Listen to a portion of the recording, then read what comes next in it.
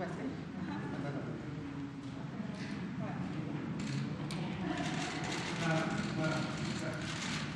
muy buenas tardes. ¿Qué tal?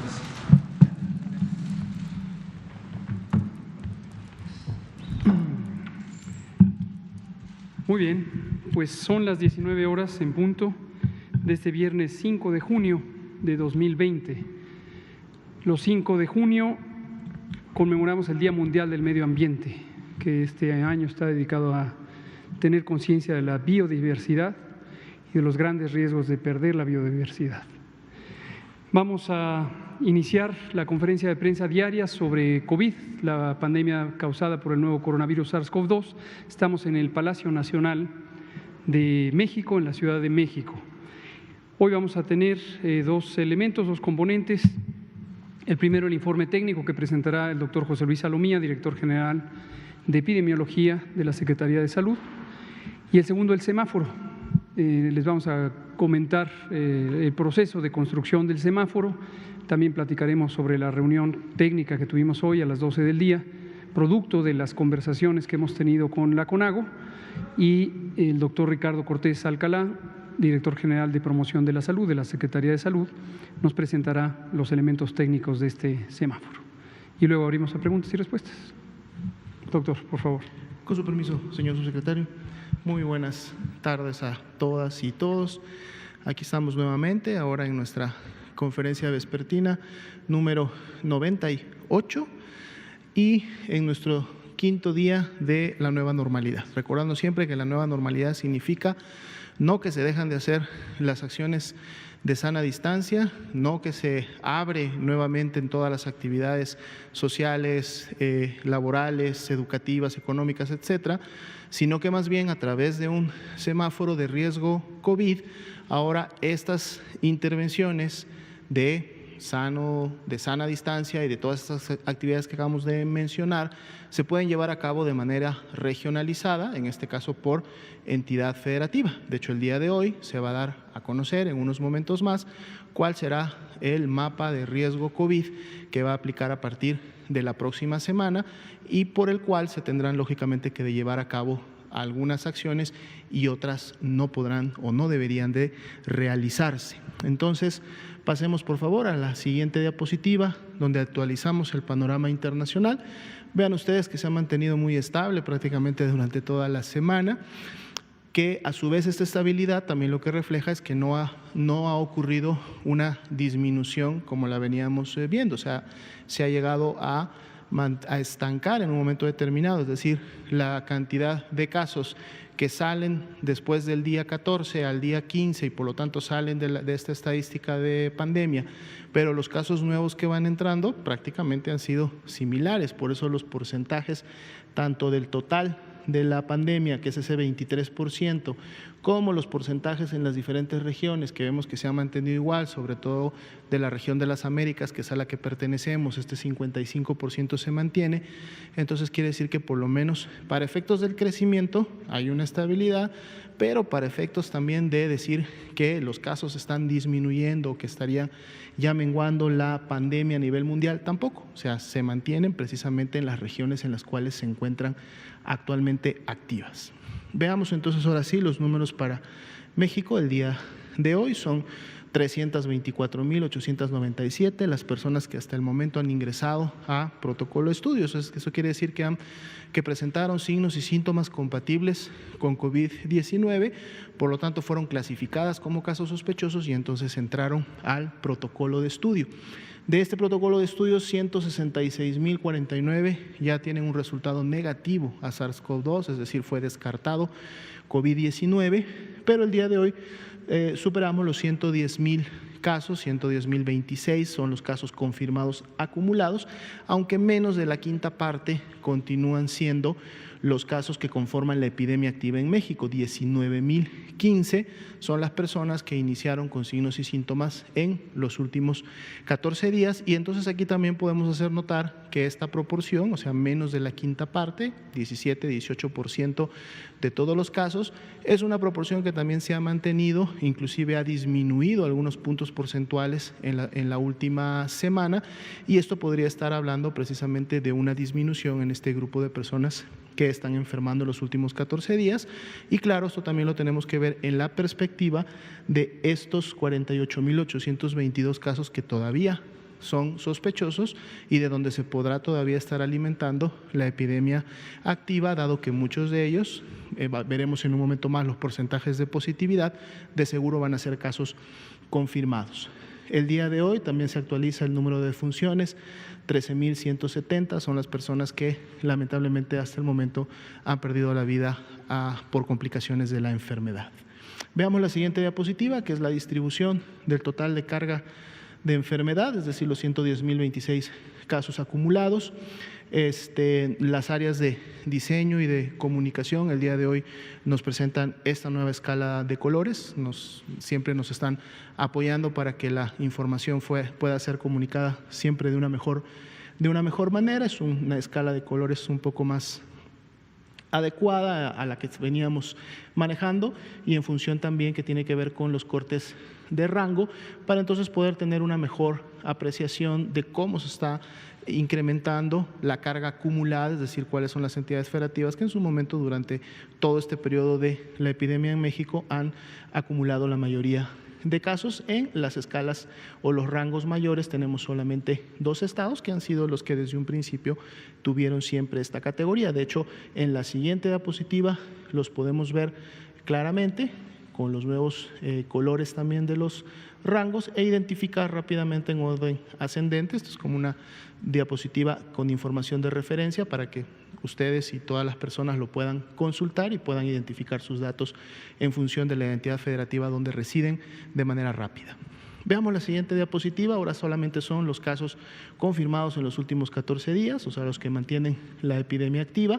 Aquí, lógicamente, el rango de colores es menor y los rangos de casos también son menor, recordando siempre que esta es una ventana móvil, porque siempre está todos los días, se está moviendo, solamente mostrando los últimos 14 días. Por lo tanto, los colores, sobre todo de aquellas entidades federativas que empiecen a disminuir su carga de casos en los últimos 14 días, podrán volver de un naranja oscuro a un naranja claro o de un naranja claro a un verde, y es lo que vamos a poder estar apreciando día con día en este mapa.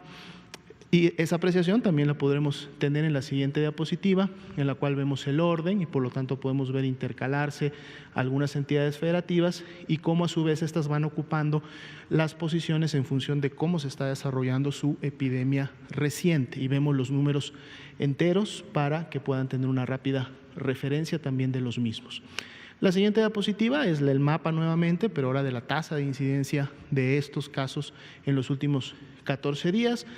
Las entidades con los colores verdes más oscuros son los que han tenido la transmisión y la actividad más reciente y más importante en comparación a las que tienen los colores más claros.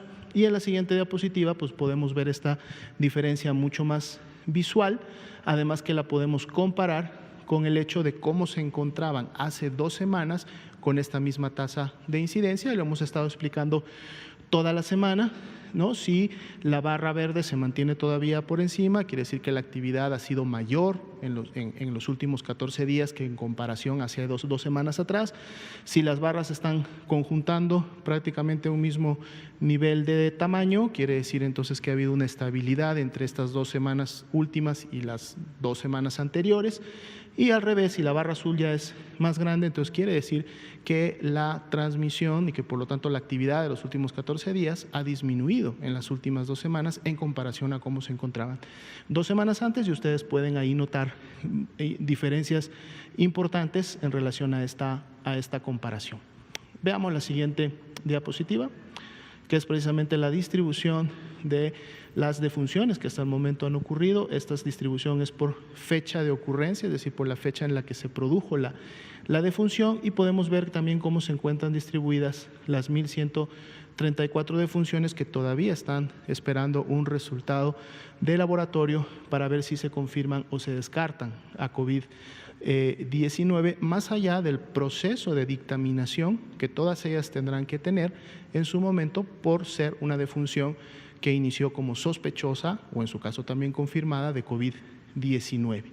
La siguiente diapositiva nos muestra la distribución por entidad federativa. Podemos ver cuáles son las entidades que más defunciones han acumulado hasta el momento, recordando que como estas son números totales, no es una base poblacional, vamos a encontrar lógicamente también que entidades que pueden concentrar mayor cantidad de población, lógicamente también van a estar presentando una cantidad importante de defunciones, y podemos notar en los colores naranjas claros que están en la parte superior de las barras cuáles son las entidades que estaríamos todavía esperando una cantidad importante de defunciones que pueden confirmarse en los siguientes días.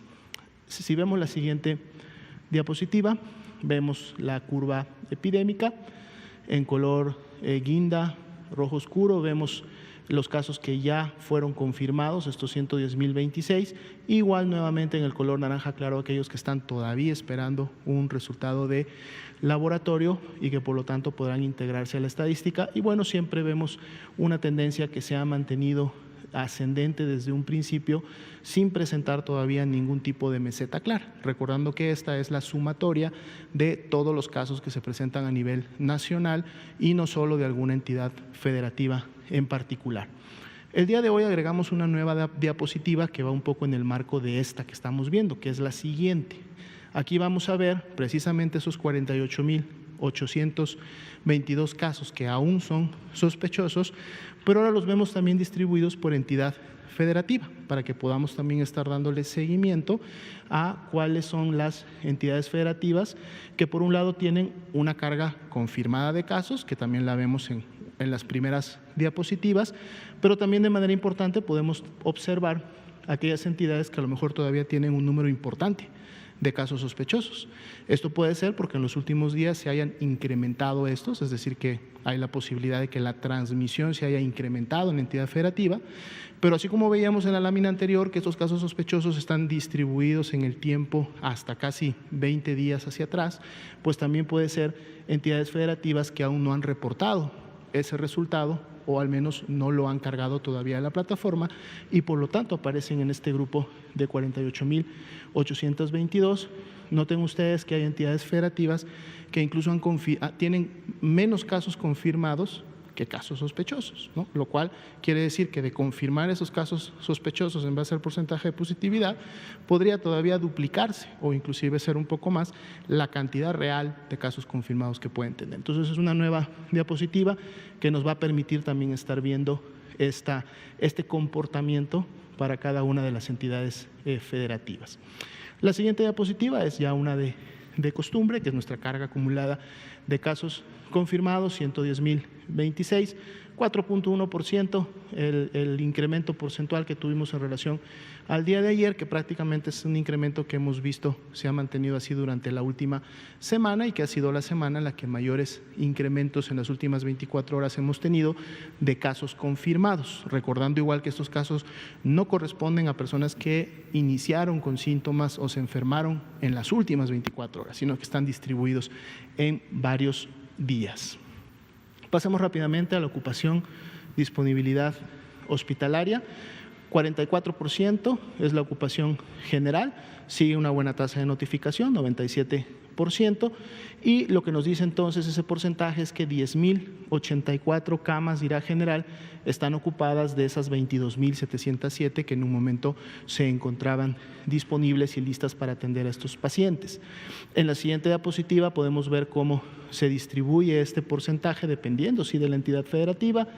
El día de hoy Ciudad de México vuelve nuevamente a incrementar a un 80% esta ocupación. Hemos visto que en función de la reconversión esto puede bajar, subir, pero siempre manteniendo un balance que permita tener siempre una disponibilidad de estas camas para poder continuar recibiendo a las personas que las necesitan. Estado de México 74, Guerrero 61, Chiapas 58, Baja California 55, pues bueno, son las entidades que están precisamente en este momento con la mayor ocupación todavía. Y si vemos la siguiente diapositiva, que es precisamente la ocupación de camas críticas, prácticamente el porcentaje similar al anterior, y son las mismas entidades federativas prácticamente de esta última semana las que han estado administrando este balance que hay entre las camas que se van desocupando, las que se van necesitando o las que hay que continuar incrementando a través de la reconversión y la expansión para tener siempre disponibilidad.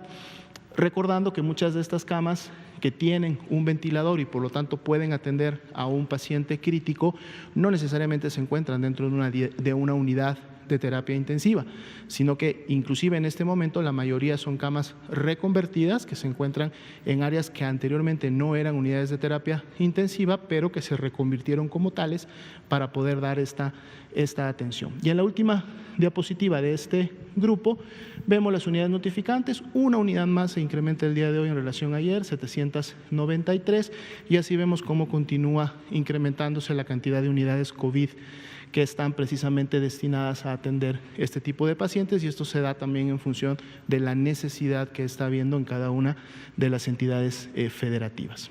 Veamos un siguiente conjunto de diapositivas. La siguiente, por favor. Bien, aquí vemos, como ya lo habíamos estado realizando en los dos últimos días, desde que empezaron a llevarse a cabo estos ajustes importantes en la notificación y el registro de la mortalidad. El día de hoy, las 625 defunciones que se notificaron o que se cargaron en la plataforma con resultados positivos a SARS-CoV-2. Esta es también la distribución que tienen en el tiempo, recordando siempre, y hemos sido muy explícitos, que no son 625 defunciones que hayan ocurrido en las últimas 24 horas, son 625 defunciones que se cargaron al sistema en las últimas 24 horas, pero cuando las vemos por fecha de ocurrencia, que vienen a ser precisamente las que están en color azul, esta es la distribución, o mejor dicho, los días en los que realmente ocurrieron estas lamentables defunciones. Entonces es un poco el gráfico para poder identificar claramente cuál es la ocurrencia real de las mismas. En la siguiente diapositiva veremos las mismas, pero ahora distribuidas por institución, que fue la que en su momento notificó, cargó, actualizó en la plataforma estas 626 defunciones, 408 son del IMSS y las vemos también distribuidas en el tiempo, 165 de la Secretaría y 52 de las otras instituciones que también contribuyen a la atención de pacientes y a la respuesta ante COVID-19 en México. Vemos un último grupo de diapositivas, que es las que toca precisamente actualizar los viernes, que tiene que ver con el componente diagnóstico por laboratorio. Vean ustedes cómo se ha mantenido la tendencia ascendente del procesamiento de muestras. 296.924 son las que hasta el momento se han realizado en toda la Red Nacional de Laboratorios de Salud Pública, que incluyen a los 31 laboratorios estatales, incluyen a los laboratorios de apoyo a la vigilancia epidemiológica y incluyen a los laboratorios regionales que opera precisamente el Instituto Mexicano del Seguro Social para procesar sus muestras. Y más allá de las muestras que hasta el momento se han ya realizado, podemos ver que se encuentran disponibles 230,000 pruebas todavía repartidas en toda esta red nacional de laboratorios de salud pública. En una diapositiva más adelante veremos cómo se encuentran distribuidas. Si vemos la siguiente diapositiva, vamos a ver los porcentajes precisamente de positividad que hasta el momento hemos obtenido. La semana, digamos, más completa, porque es la que tendría ya la mayoría de resultados emitidos, es decir, que tiene ya muy pocos o mínimos resultados que están pendientes de emitirse, es la 21. Y en la 21 podemos ver un porcentaje de positividad de 46%. Si recuerdan, hace una semana, más o menos las medias estaban entre 40, 41 para las semanas. Bueno, subieron 42, 44 y tenemos ya un 46. Algo importante que podríamos hacer notar en esta diapositiva, vean ustedes cómo independientemente de que se incrementa la cantidad de pruebas, porque la cantidad de pruebas está marcada en las barras, Vemos que las pruebas tomadas en la semana 18 eran alrededor de 12,000, en la 19 fueron 15,000, en la semana 20 llegaron prácticamente a 18,500 y en la semana 21 fueron más de 21,000. Pero si comparamos, por ejemplo, las pruebas de la semana 18, que fueron 12,160, con las de la semana 21, que fueron 20,895, o sea, prácticamente un 75% más de pruebas realizadas, no se incrementa el porcentaje de positividad en esa misma proporción, porque el porcentaje subió de un 40 a un 46. ¿Esto qué quiere decir?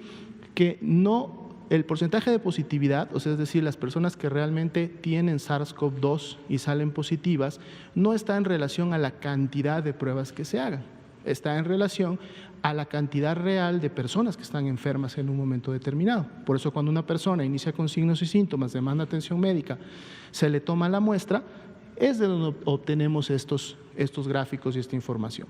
No hay una relación directa entre si hago muchas pruebas o si hago más pruebas, voy a encontrar más casos, o mientras más pruebas haga, voy a encontrar más casos. Y lo podemos ver tranquilamente reflejado aquí, precisamente en el porcentaje de positividad, que mantiene una estabilidad, independientemente que la cantidad de pruebas se incremente.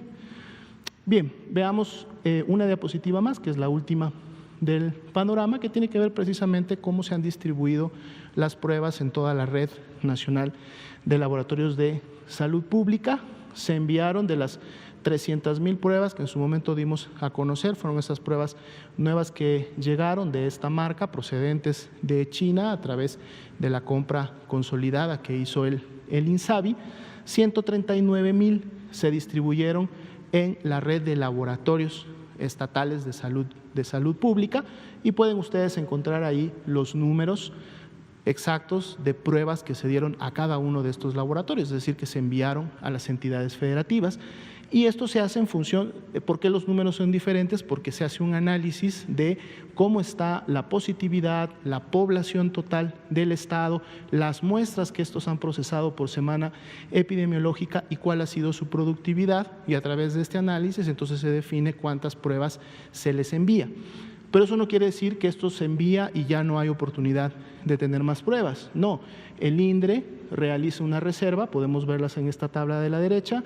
Son 91,776 pruebas que el INDRE todavía tiene como una reserva estratégica y desde esta reserva estará enviando, surtiendo a las entidades federativas en la medida que éstas vayan utilizando y se vayan acabando las 139,000 que se le enviaron. Así también tenemos aquí los laboratorios de apoyo a la vigilancia epidemiológica, donde están también los laboratorios regionales grandes, en donde, por ejemplo, destacamos un envío importante al Instituto Mexicano del Seguro Social de 50,000 pruebas a su laboratorio regional de La Raza, que es el que concentra mucha de la actividad de diagnóstico de muchos laboratorios de muchas pruebas que provienen de sus unidades médicas en los estados, ¿no? Entonces, bueno, se han distribuido 208,000 pruebas y se tienen 91,776, pero entre lo que está en el INDRE y lo que está distribuido en los estados y todavía se puede usar, son el dato anterior que mostrábamos, que son 230,000 pruebas que todavía pueden realizarse de aquí en adelante. Serían los datos para la noche de hoy. Gracias. Doctora Leomía. Doctor Ricardo Cortés, si nos presenta el semáforo, por favor.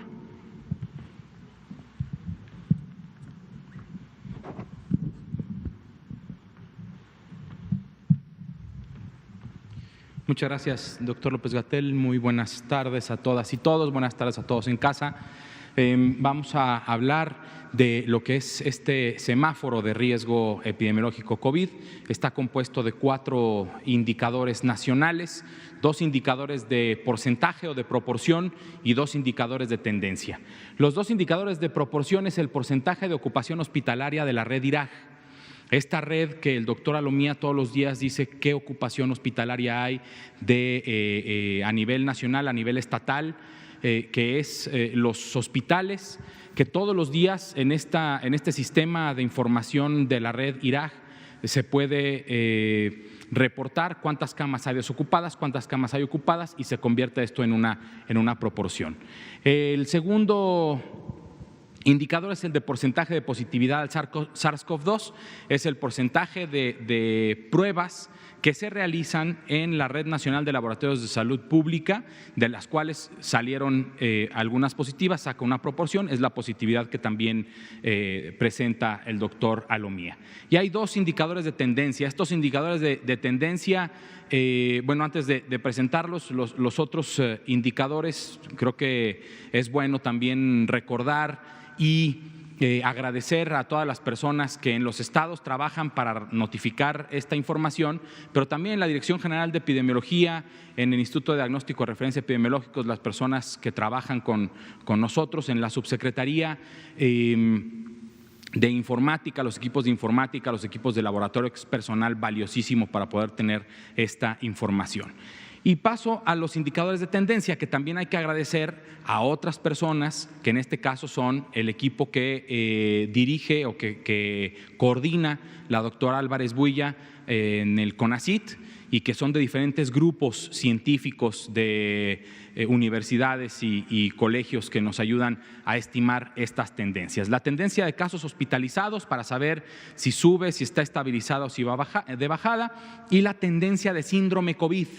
Esto es importante porque lo que vemos es cómo crece, se estabiliza o decrece los casos sospechosos. Esto nos hace, para evitar los confirmados ya los vemos en la positividad al virus SARS-CoV-2, y en la tendencia de síndrome COVID somos más sensibles porque estamos viendo cuál es la tendencia de todos los casos registrados que parecen ser COVID, independientemente de su estadio clínico, si son ambulatorios, si son leves, si son hospitalizados y son graves. La siguiente, por favor.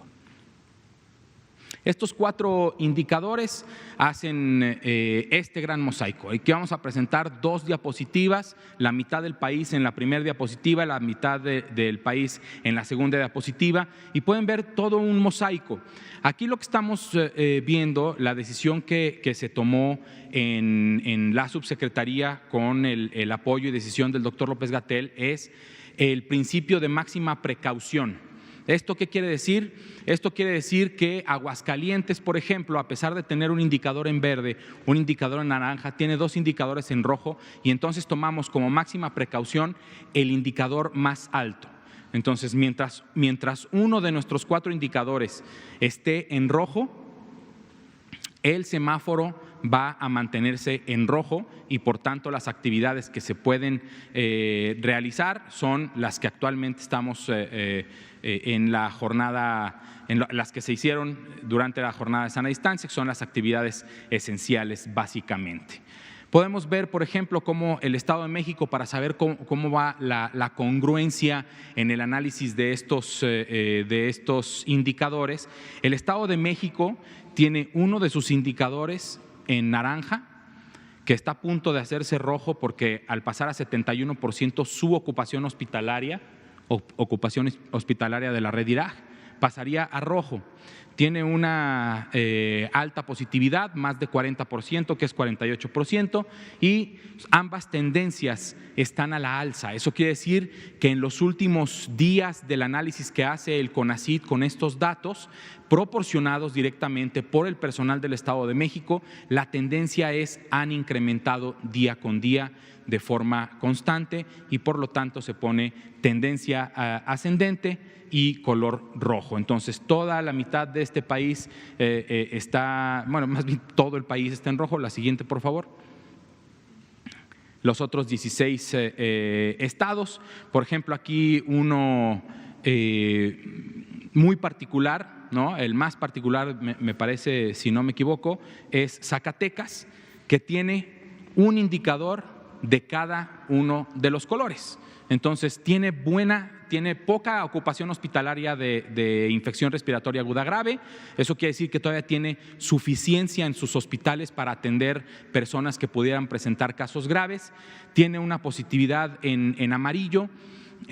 Su tendencia de casos hospitalizados, a pesar de tener muy buena ocupación hospitalaria, digamos, tiene suficientes camas para atender, la tendencia de casos hospitalizados está creciendo. Por eso está en rojo. Y la tendencia de síndrome COVID también está creciendo, pero en una tendencia menos pronunciada, y por eso está en naranja. Sin embargo, como ya lo comenté, bajo el principio de máxima precaución, se mantiene el semáforo general de Zacatecas en rojo, dado que al menos uno de sus 4 indicadores se tienen en rojo. La siguiente, por favor. En la siguiente vamos a ver el mapa nacional, que está pintado completamente de rojo, pero con una particularidad. También tiene cuál es la tendencia en hospitalizados, para poder ver cómo, por ejemplo, el estado de Quintana Roo, que se encuentra todavía, porque al menos uno de sus indicadores está en rojo, se mantiene en rojo, pero tiene una tendencia estable en sus hospitalizados. Eso quiere decir que existe una probabilidad de que este rojo vaya transitando poco a poco a un naranja, posteriormente a un amarillo, hasta tener una recuperación. Este es el mapa. Entonces, y no recuerdo si hay una más. Son las… claro, perdón, muchas gracias. Son los ejemplos específicos de qué actividades se pueden realizar de acuerdo al nivel de riesgo epidemiológico. Podemos ver cómo en ocupación hotelera, por ejemplo, se está permitiendo inclusive en semáforo rojo una ocupación máxima de hoteles del 25%. Esto siempre y cuando los clientes que lleguen a estos hoteles demuestren que trabajan para una actividad esencial y que su viaje es de negocio o está relacionado con su actividad laboral, dado que trabajan en una de las actividades esenciales definidas previamente. Restaurantes y cafeterías, como estamos ahorita, servicio para llevar, servicio a domicilio y particularmente servicio en habitación si es que una persona está hospedada en alguno de los hoteles por su actividad económica esencial. Peluquerías, estéticas, barberías, aforo permitido en rojo. Podemos solicitar un servicio a domicilio a nuestro barbero o nuestra barbera de confianza, para que acuda con todas las medidas precautorias de sana higiene de manos, uso de cubrebocas, para que pueda brindarnos el servicio y podamos venir a la conferencia con el pelito corto, si no ya estaríamos con el pelo más largo. Salir un poco a la calle, salir a caminar alrededor de nuestro domicilio, salir a caminar con precaución, con la sana distancia de la que hemos estado hablando. Si viene una persona en sentido contrario a nosotros, podemos detenernos, hacernos a un lado, mantener esta sana distancia de al menos 1,5 metros para poder salir, transitar un poquito en la calle, hacer un poco de ejercicio y regresar. No olvidarnos que seguimos con quédate en casa porque está el semáforo rojo, pero podemos hacer un poco de ejercicio. Mercados y supermercados se mantienen como está, una persona por familia, con un aforo total del 50% del mercado o supermercado. Gimnasios, albercas, centros deportivos, spas, centros de masaje están suspendidos por el momento, pero podemos ver cómo al pasar a un semáforo naranja se puede abrir a un 50% solo con citas, o en gimnasios, por ejemplo, y clubes deportivos en donde pudieran las dueñas y dueños de estos negocios definir con sus suscriptores qué días pudieran visitar este club o este gimnasio para mantener esta sana distancia y estrictas medidas de higiene. Asimismo, se incrementa el aforo y las actividades de acuerdo a cómo va bajando el riesgo epidemiológico, y al final de cuentas, cuando lleguemos al semáforo verde, las actividades regresarán o transitarán a una nueva normalidad en donde podremos salir a la calle, se reactivarán las actividades escolares, pero con las particularidades de la nueva normalidad, las medidas básicas de prevención, higiene frecuente de manos, estornudo de etiqueta y, por favor, si te sientes mal, quédate en casa. La siguiente, por favor. Son otros ejemplos Cines, teatros, museos, eventos culturales de hasta 500 localidades, por poner un ejemplo, están suspendidos al momento. Cuando transiten a los estados a un semáforo naranja o riesgo alto, se podrá permitir una actividad un poco más alta, es del 25%. Un ejemplo sería los cines que regularmente ahorita ya ni boletos físicos compramos, sino que con estos artefactos que además nos dicen si estamos o no estamos en el cine, se pueden comprar los boletos y por lo tanto se reduce el contacto físico entre personas, y con estos sistemas de reserva y compra de boletos el propio cine puede disminuir el número de boletos disponibles en cada función al 25%, al 50% cuando estemos en amarillo y la venta completa cuando lleguemos al verde. Centros comerciales actualmente suspendidos, un 25% en naranja, un 50% en amarillo y totalmente abiertos en verde. Lo mismo para centros religiosos. Y lo que son eventos masivos y centros recreativos como conciertos, parques de diversiones, balnearios, ferias, etcétera, están suspendidas en rojo y en naranja, y se permitirá un aforo del 50% estando en amarillo y una actividad regular cuando se llegue al verde. Deportes profesionales, aforo permitido. Habrá un aforo permitido hasta que lleguemos al nivel amarillo, que es el riesgo medio. Se podrán abrir los estadios al 50%, pero estando en riesgo máximo y en riesgo alto se pueden llevar a cabo juegos a puerta cerrada.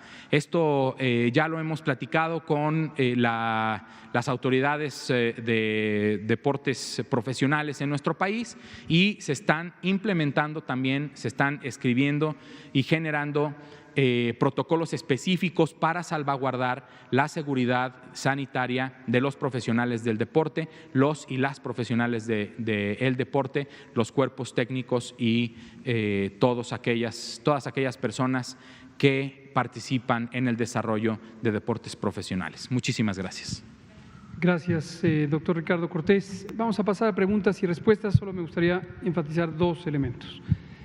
El primero, como acaba de mostrar el doctor Cortés, el semáforo general, en donde se establece las actividades que pueden ser reabiertas de acuerdo al color del semáforo y por lo tanto al nivel de riesgo, lo hemos llevado a un nivel mayor de detalle, que es el que ahora estamos presentando. Esto lo hemos comentado con los equipos estatales, las autoridades sanitarias estatales. En particular esta tarde lo hicimos con los distintos secretarias y secretarios de salud y sus equipos que concurrieron a la sesión de videoconferencia. 2 gobernadores también tuvimos el privilegio de que nos acompañaran. Son ejemplos. Aquí estamos poniendo ejemplos del tipo de actividades. En cada entidad federativa es facultad de las autoridades sanitarias identificar las realidades sociales y económicas, el tipo de actividades específicas de cada entidad federativa. Algunas pueden ser compartidas con todas o algunas otras entidades federativas, y siguiendo este criterio general, ellas procederán a identificar cuáles son las actividades que siguen. ¿Por qué digo esto? Para 2 fines. El primero es que la sociedad tenga claro que esto no necesariamente es exactamente como lo van a ver reflejados en la entidad federativa donde viven, y no debe llamar a preocupación que haya matices, que haya variantes que están establecidas por las autoridades sanitarias estatales. Y lo mismo a nivel general, que no quepa ninguna inquietud respecto a que hubiera una contraposición entre el semáforo federal, que es el único que hay, o las indicaciones estatales. Es parte del mismo esfuerzo que hemos construido conjuntamente con todas las autoridades sanitarias del país, la federal y las 32 estatales. Y lo otro que quiero recordarle a la población: no se esperen, por favor. Si usted es una persona que tiene diabetes, obesidad, hipertensión, o fuma, o tiene cáncer, o tiene algún medicamento que le causa inmunosupresión, o tiene alguna condición de salud que le causa inmunosupresión y le dan síntomas de COVID, también si es una persona mayor de 60 años y le dan síntomas de COVID, y hemos extendido la precaución para decir, o simplemente tiene familiares con diabetes o familiares con hipertensión y usted tiene más de 40 años, no se espere. Si le da fiebre, tos, dolor de garganta, vaya a evaluación médica. Nos preocupa mucho, nos sigue preocupando identificar que las personas llegan demasiado tarde a los hospitales, y cuando llegan tarde hay poco que se puede hacer para salvar la vida. Esta es una enfermedad que al inicio parece una enfermedad menor, se parece de hecho los síntomas a un catarro común, pero en personas que están en alto riesgo de complicaciones, que son precisamente las personas que tienen las características que mencioné, las enfermedades crónicas o la edad, puede tomarles por sorpresa. Puede tomarles por sorpresa. Esta reflexión la comparto, la hemos compartido muchas veces para uso de todas y todos, no solamente de quien puede presentar los síntomas, sino también de los familiares. La familia o las personas cercanas, amigas, amigos, ayuden también a estimular que las personas vayan al hospital. Y no teman con esta idea de que conozcan una anécdota de alguien que llegó al hospital con síntomas de COVID y murió. Es muy probable que esa situación, siempre desafortunada, siempre trágica, siempre lamentable, tenga que ver con que llegó demasiado tarde. Entonces, por favor, esto me lo han pedido también colegas que están justamente en la experiencia médica, en la experiencia particularmente de los pacientes y las pacientes en estado crítico. Entonces, también a nombre de ellas y ellos transmito este mensaje. Por favor, no se espere. Vamos a abrir a preguntas. Ayer quedó Araceli Aranday de Canal 11 pendiente y Olinka también, que está aquí presente. Gracias, doctor. Preguntarle primero si el semáforo que acaban de presentar tendría que ser palomeado por la Secretaría Federal una vez que las entidades lo hayan presentado, y si hay una homologación en la fecha que tendrían que presentarlo cada entidad. Preguntarle también sobre las pruebas serológicas, perdón que insiste en ello, pero es que el pasado 1 de junio COFEPRIS autorizó 4 pruebas más, entonces en total son 7, y yo recuerdo que el 27 de mayo usted comentó que los Centros de Control de Enfermedades de Estados Unidos publicaron una guía donde decían que la mitad eran erróneas. Estas pruebas son indispensables para la nueva normalidad. Yo quiero saber cuál es su opinión y si ante este panorama, ¿cómo se encuentra México ante la realización de estas pruebas, si fuera tan gentil? Con mucho gusto, gracias Araceli. Sobre el semáforo, este es el semáforo. Es decir, no tiene que ir a ningún otro ejercicio de aprobación. El semáforo lo dispone la Secretaría de Salud, que es la Autoridad Sanitaria Federal, una de 3, los otros 2 son el Consejo de Salubridad General, cuyas atribuciones no son en esta materia, y el Presidente de la República, que tiene la atribución de sancionar ciertas disposiciones inmediatas que no son estas. Entonces, no tiene que ir a ninguna otra parte. El subsecretario de Prevención y Promoción, de acuerdo a las facultades que le confiere el artículo 10 del Reglamento Interior de la Secretaría de Salud, propone al secretario este semáforo y el secretario lo aprueba, y así es como es. Y lo hemos estado conversando con las autoridades sanitarias estatales, que son las personas titulares de los poderes ejecutivos estatales, gobernadoras, gobernadora y jefa de gobierno, y esto se ha ido articulando por consenso. Entonces, así va a ser, y como hemos comentado, esta semana no logramos hacerlo con el ciclo que pretendíamos porque hicimos ajustes en la metodología, pero lo deseable va a ser los martes. Nosotros se lo mandamos a las gobernadoras y los gobernadores, ellos tienen hasta el jueves para conversarlo con su equipo técnico. Tendremos sesiones de reflexión como la que tuvimos hoy a mediodía, y una vez que se resuelve cualquier inquietud o cualquier discrepancia de criterios se hace público aquí en esta conferencia vespertina los viernes, como hoy. Y este semáforo, esta calificación de semáforo, que por lo pronto es sumamente simple, todo está en rojo, empieza el próximo lunes 8 de junio y tiene vigencia hasta el domingo 14. Entonces el próximo viernes 12 estaremos presentando el que tenga vigencia de junio 15 hasta la semana completa. ¿Sí? Sobre pruebas. Las pruebas rápidas, vuelvo a retomar sobre el mapa general de pruebas. Para fines de COVID hay dos grupos de pruebas. La rama A, pruebas de fase aguda. La interpretación de una prueba de fase aguda cuando se detecta positiva es la persona que tenga síntomas compatibles con COVID y tenga la prueba positiva, tiene confirmación de COVID en ese momento. Y ahí, en ese grupo de pruebas, lo que caracteriza es que detectan al virus, detectan el material genético del virus, el ácido ribonucleico.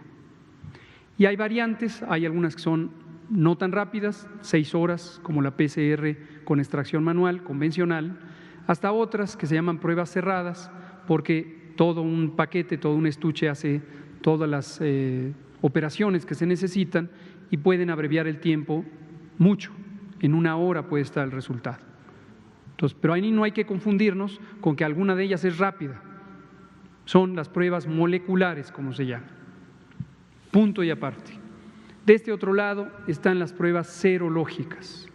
Las pruebas serológicas se llaman serológicas porque utilizan como espécimen suero. Suero es el componente líquido de la sangre, en este caso de los humanos, y ahí lo que se busca son anticuerpos contra el virus. No el virus, no moléculas del virus, no el ácido ribonucleico del virus, sino anticuerpos. Los anticuerpos son proteínas que generan los organismos, en este caso los humanos. En muchas especies se generan anticuerpos, pero en este caso estamos hablando de humanos. Y esos anticuerpos se pueden medir, su concentración en el suero humano se puede medir y se puede detectar con distintas tecnologías. La interpretación general de un resultado positivo en estas pruebas es la persona que resulte positiva tuvo en el pasado, al menos 10 días atrás, pero puede ser 1 mes atrás, puede ser 3 meses atrás, puede ser 6 meses atrás, tuvo infección por el virus SARS-CoV-2. Esa es la interpretación. Ahora, de esta misma rama, pruebas serológicas, hay 2 variantes. Las pruebas que se hacen en un laboratorio, que requieren cierta tecnología, protocolos, personal especializado, y las pruebas rápidas. Un sinónimo de pruebas rápidas es tiras reactivas. ¿Por qué razón? Porque son generalmente un dispositivo de plástico que al interior tiene una tira de un material textil que tiene los componentes necesarios para hacer una reacción química que detecte los anticuerpos en la sangre humana. Y para esa prueba el espécimen es una gota de sangre que se obtiene generalmente por un pinchazo en el dedo, se depositan 2 o 3 gotas y se hace la reacción y se ve una rayita. De todo este repertorio, las pruebas moleculares son el estándar de oro, son la prueba adecuada para identificar en ese momento que alguien tiene infección por SARS-CoV-2. Las pruebas serológicas, signo de interrogación, todavía están en un gran debate científico y técnico en el mundo entero, porque el conocimiento científico respecto a la velocidad a la que aumentan las concentraciones de anticuerpos en sangre, el tiempo que transcurre desde la infección hasta que aumentan esos anticuerpos en concentraciones detectables, la duración de esos anticuerpos en la sangre o en el suero humano y, más importantemente, si la presencia de ciertas concentraciones de anticuerpos significa o no protección biológica, son motivo todavía de incertidumbre, todavía no se conoce a ciencia cierta si este es el caso. Entonces, aunque existe la tecnología, existen las pruebas, su interpretación, la interpretación del resultado, todavía está en duda. Voy para allá. Ahora, de estas dos, entre las pruebas que se hacen en el laboratorio, las serológicas, ya dejamos aparte las moleculares, las serológicas, existen ya algunas tecnologías razonablemente útiles en el sentido de que pueden determinar la probabilidad de que una persona realmente tenga la infección o la historia de infección y la probabilidad de que una persona que sale negativa verdaderamente no haya tenido exposición al virus. Y es posible que relativamente pronto estas pruebas sean autorizadas por COFEPRIS y sean recomendadas para su uso durante la nueva normalidad. No hay tal de que son indispensables para la nueva normalidad. No hay tal. Nadie en el mundo que tenga una noción técnica y científica seria ha planteado que son indispensables para la nueva normalidad.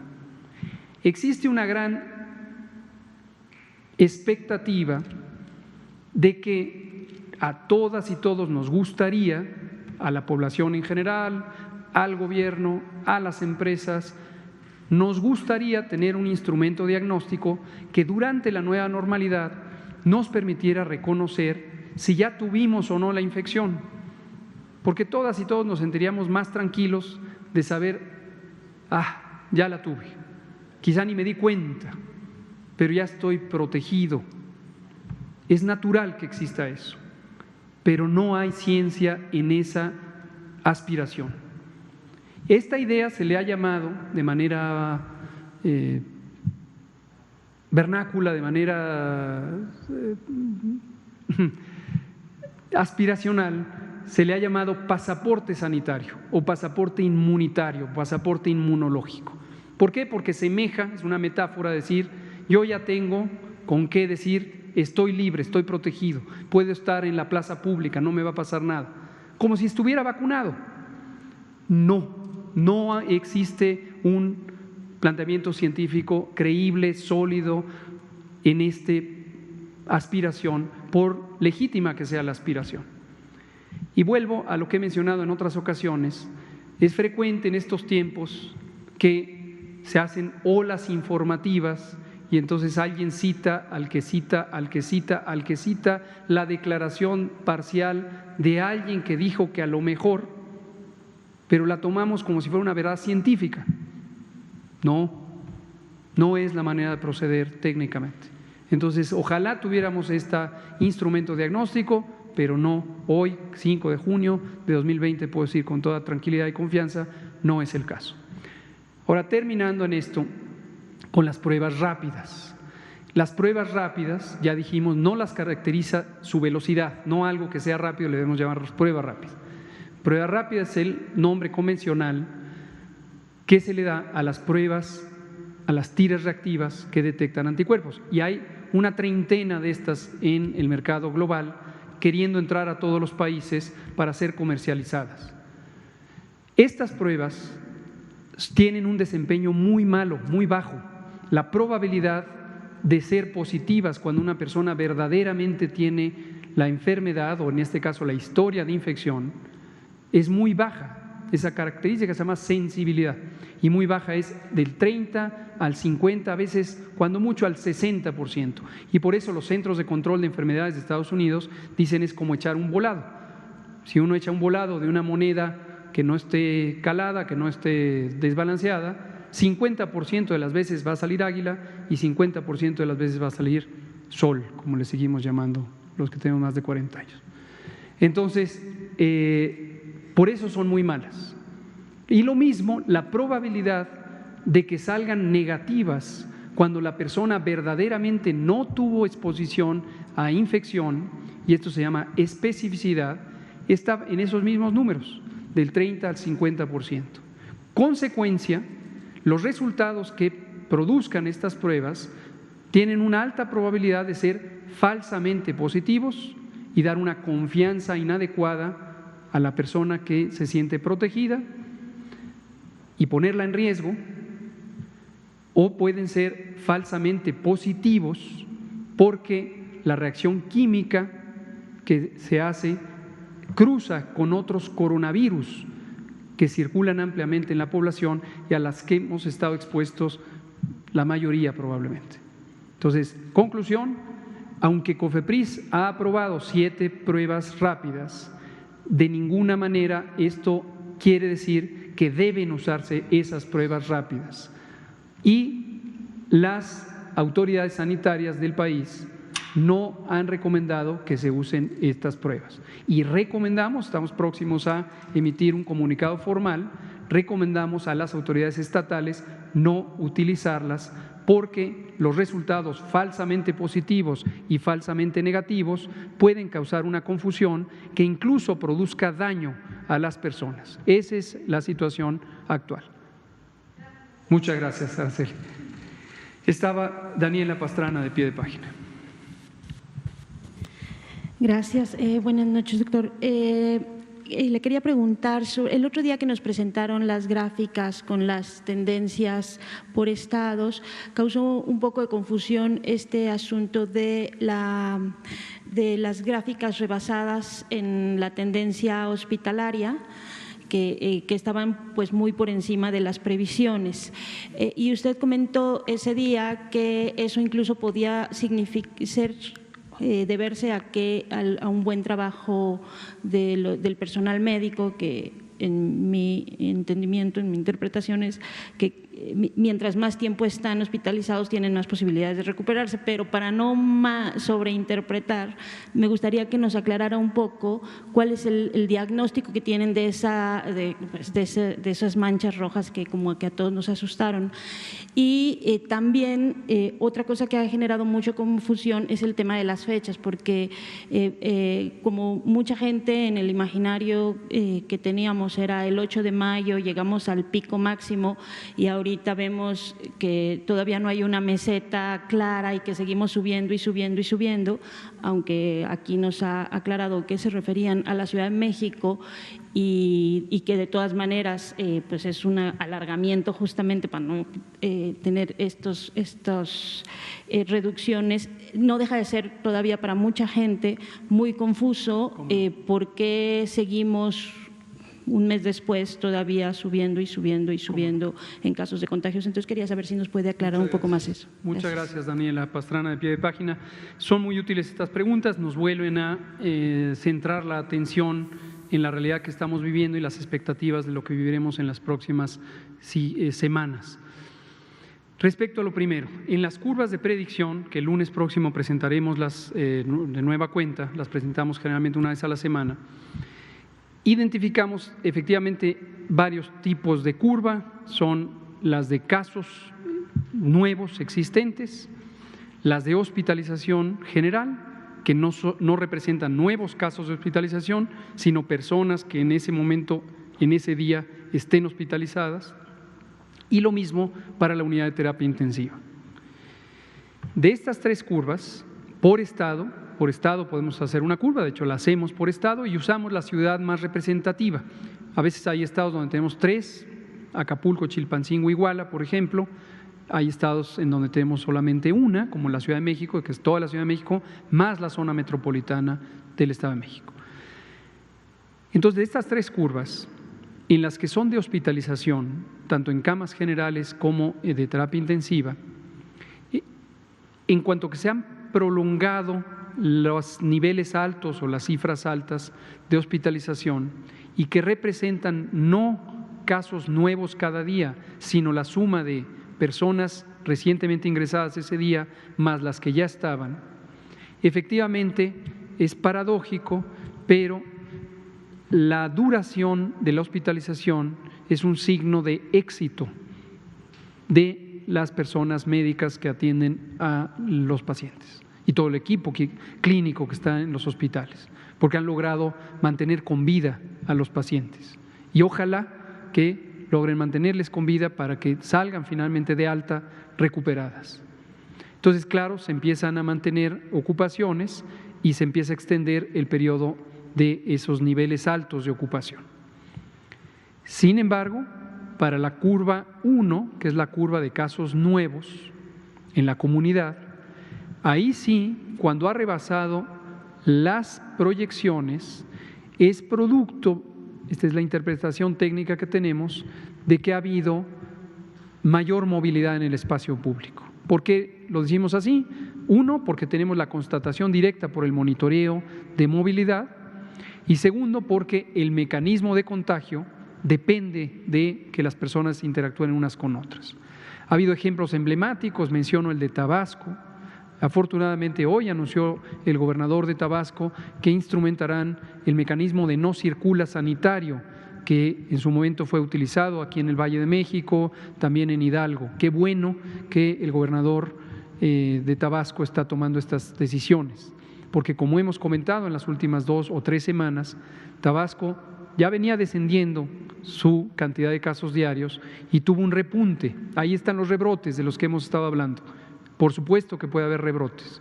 Cuando todavía no se acaba una epidemia, rebrota si la tendencia, en lugar de ser la que iba en buen camino hacia el descenso, empieza a ser para arriba.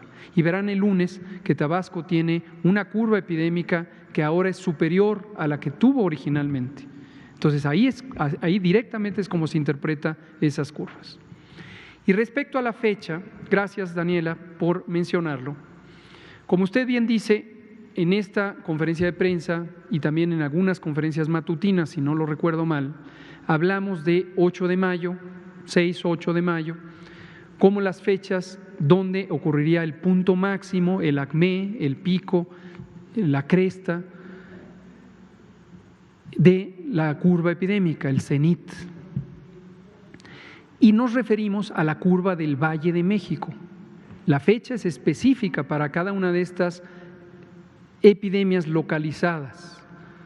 No puede ser la misma porque están asincrónicas. Entonces, la del Valle de México, esa fue la predicción y eso fue lo que ocurrió. De hecho, el 7 de mayo es cuando alcanzó su momento máximo. ¿Mande? De casos nuevos existentes, Y están las curvas de hospitalización desfasadas en un promedio de 12 días respecto a los casos nuevos, y la razón biológica o médica es precisamente que entre que una persona empiece hoy con síntomas y la persona tenga complicaciones que le lleven al hospital, en promedio transcurren 5 a 7 días. Y para que la curva de terapia intensiva encuentre su punto máximo, está desfasada entre 15 hasta 20 días, porque depende de la duración de hospitalización en terapia intensiva. Pero los ejemplos que utilizamos del 8 de mayo fueron para el Valle de México. Hay gente que se pregunta, y me parece completamente legítima su inquietud, incluso percibo gente que está con un ánimo de disgusto cuando dice, ¿y por qué si nos dijeron que se aplanaba la curva seguimos viendo casos y casos y casos? Porque la epidemia sigue. Como dijimos hace mucho tiempo, hay una gran diferencia entre lo que uno quiere. ¿Qué quiero? Que no haya epidemia. ¿Qué quieren ustedes? Que no haya epidemia. Eso es lo que queremos. Lo segundo es lo que sabemos que va a ocurrir, porque tenemos métodos para saber lo que va a ocurrir, lo sabíamos desde enero. Y lo tercero es lo que se puede modificar, y sería completamente fuera de la realidad que alguien planteara que puede detener la epidemia o evitar la epidemia. Quien tenga esa expectativa, considero que es muy legítima su aspiración, pero que es importante que revise la información, no solo la que se ha proporcionado aquí, la que se proporciona en el resto del mundo. En todos los países del mundo hay esta epidemia. Sería fuera de lugar pensar que en un país se puede detener o evitar. Entonces, lo que se puede hacer es lo que estamos logrando, tener menos casos por día. Ese es el fenómeno de aplanamiento de la curva.